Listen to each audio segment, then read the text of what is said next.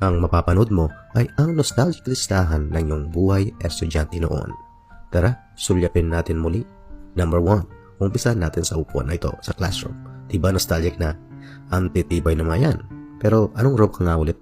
Number 2, ginawa mo rin ba yung nag-trace ka ng barya gamit ang papel at lapis? 3, marami ka bang pinabilib sa paper trick na to noon? Wow, magic! Number 4, Flames Hope ang nagdidikta sa love life ng tao. Minsan nga, tripan ninyo yung mga teachers ang minamatch sa flames, di ba? 5. Tapos meron pa tayong ganito kapag gusto nating ipahula kung ilan ang magiging anak mo in the future. Number 6. Kwaderno at ballpen lang, may laruan ka na. Number 7. Sa walang kadahilanan, bakit kaya universal natin ginagawa yung design na yan?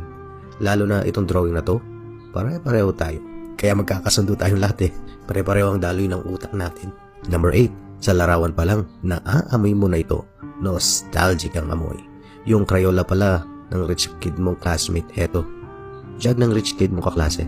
At ang pet niyang Tamagotchi. Number 9. Baka ito pa ang kauna-unahang mong magic trick ng grade 1 ka pa.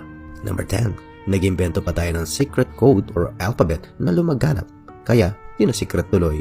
Number 11. 12. Sa pagsusulat ng noisy, merong politika rin yan, di ba? Kapag friend mo ang natoka sa blackboard, alam mong protektado ka. 13. Yung ballpen mo na pinagtripan mong pagsabay-sabaying ilabas. 14. Pinanggigilan mo ang lapis o kaya tong takip ng ballpen. 15. Laging ganito ang itsura ng likuran ng notebook mo at ganito ka gumawa ng Valentine's card. 16. Yung mga pangit mong kaklase ng elementary, ang gaganda ngayon.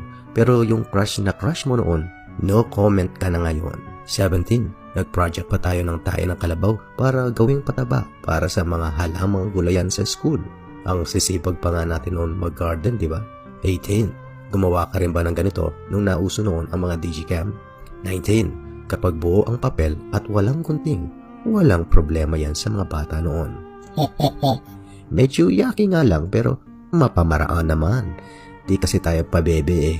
Number 20. Bago kayo umuwi, kailangan magdilig muna kayo ng halaman sa hapon. 21. Pampapogi. Pampaganda. Number 22. Pati nga yung glue, di ba? Pinagtripan mo rin noon na kunwari, ahas ka? Well, ahas ka naman talaga.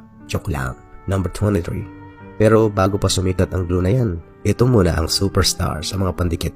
Pero kung wala talaga yan, may alternatibo naman. Number 24. O yung eksena ninyo sa bakuna. Naalala mo pa kung gaano kakatakot at yung kaklase mo na nagtago pa sa ilalim ng lamesa ni teacher. 25.